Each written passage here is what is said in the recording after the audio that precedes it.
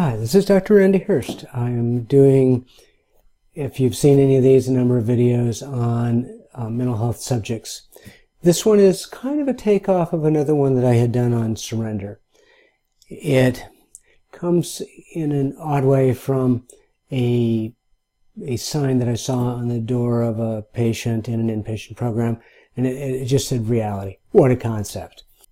That's the key. I mean, it's easy to say reality is what is, but it's hard in real life to deal with some of the things that happen to us. So easy to say that, oh, you just need to accept it if it's something you can't change. You can put out the promise that it causes less stress, that it allows you to figure out what has happened and what to do and what will happen in the long run. But what is the reality? Common reactions to things that happen that we don't want, that hurt, that cause fear, that have limited us, that feel out of control. One is to just rail against it, at what has happened, find blame, feel guilty. Sort through the woulda, coulda, shoulda kinds of scenarios that can just plague one's mind and really kind of take over. You get these intrusions of what happened, and you play it through, try to sort through, assign blame, figure out who to be angry with, somebody else, oneself, God, whatever. Another is just, and kind of similar to this, is to just stress and obsess over it. Think it through. You wake up in the morning, it's there. You go through the day, it pops into your head. You try to sleep at night and it's there.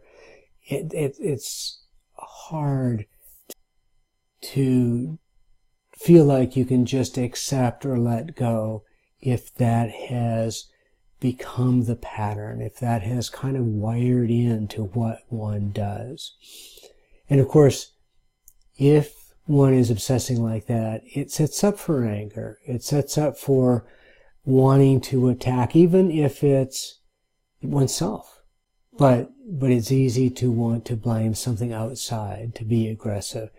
At the other side of it, the other extreme is to avoid anything that has to do with what upset a person. Avoid the person, avoid the place, avoid situations that felt hurtful, that did harm.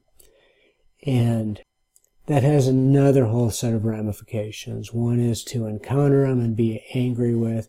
The other is to completely stay away from, even if it harms relationships.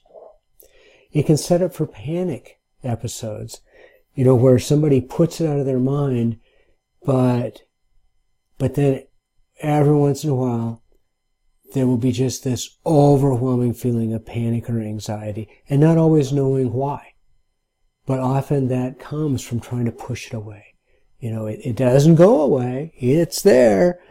But how do you not feel it? How do you not think about it? If you push it out of existence, at least that's the attempt, one can only wish that it would work. I mean, it works for a little while, but I could say panic can pop out at the weirdest times. One can be really trying to never allow oneself to get hurt again. And this can be a withdrawal from relationships. I was hurt in love, so I won't ever let myself love again. The person who had a terrible thing happen at work, from just a bad situation to losing a job, what can feel like losing an entire career, and feeling like doors are closed now. Some people will withdraw from trying to get another job, trying to be in relationships. And again, it's like the other, pushing it out of your mind. It kind of seems to work, but it traps one, it constricts one's life into less and less in order to protect from remembering, from feeling. That self-protection that comes from that constriction of life can come in so many different ways. Some people will become afraid to even be outside of their comfort zone to the point that they're afraid of being outside of their home. They call that agoraphobia. Some people will avoid relationships or really focus on believing that people are judging them, evaluating them, and sets up for a social anxiety that again sets up for that avoidance that I'm talking about. A real extreme version of this is kind of hunkering down to a smaller place and never letting anything go. This is a form of obsessive compulsive behavior that involves that we typically call hoarding. So if you never let anything that you have go, and as you get anything else, you keep it, and you don't want anybody to disturb it, you don't want anything to happen to it, so you just keep accumulating. And this can be partly, what if I lose even more? I can't let myself lose this. Another kind of a problem that sometimes people will have is a fear of contamination, where instead of accepting that they've touched things all of their lives, a bit reasonably clean, but they've touched people, they've touched things, they've touched dollar bills that they might get in change, that all of a sudden it can, for sometimes something will happen that a person will feel like, what if I get a disease? What if I lose even more? Let's go back to the person who's lost their job, lost relationship, the fear of losing any more, especially in losing a job if they haven't got insurance or something. It just ties in to a smaller life in order to be comfortable. And comfort becomes the key issue, and avoidance become the key issue. But that comfort is an illusion because there's always the uncertainty about what might happen, which then adds stress and potentially more avoidance.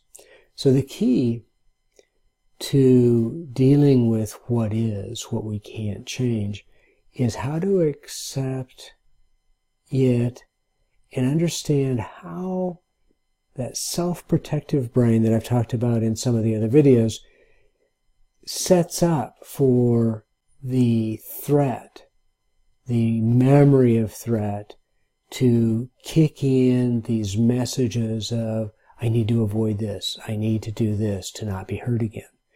And how does one step back, remember that the brain does this? We don't do it, the brain does it to us. and we have to, in a sense, fight our own brain in approaching life, in being able to look at the past event, look at maybe some similarity between what's going on now and how it might set up for being like a previous situation that hurt, and how avoiding now can hurt us now. So in a lot of ways, that avoiding now gives power to that hurt or that loss from a long time ago. It's like that still is ruling a person. How does one say, okay, my brain is trying to protect me, but I need to go ahead and do this now? Even though it'll be scary sometimes to, especially a person who's avoided a lot, it's really scary to approach and do things that they would have in the past avoided, especially if they did that for many years. So step back from those emotions, recognize the impact of the past event on now, take a deep breath and think, okay, what do I want to be about now? What do I wish I was more of now? What did I used to be like that I want to try to get back to? Very hard. If you've seen it, the monster metaphor videos, it's because those emotions are really what I call the monster. If you decide to do something you've been avoiding doing, if you've struggled with that letting go of something and you just don't know how, but I'm gonna just remind myself, I need to accept this. I'm gonna get myself to do something I've been avoiding doing. The fear will loom large and will act up on you while it's new, until you have that inside, that fearful part of your brain, that protection part of your brain starts to realize, oh, I can do this. Oh, that wasn't that bad. But it takes so many pressing through and remembering I need to let go in order to wire together this new pattern. The longer the self-protection, avoidance pattern happen, the longer it takes for the new pattern to kick in. It truly is worth it, but it's hard to believe that in the beginning. So press through those monster things, but tackle small things first. Do little things that you've avoided doing.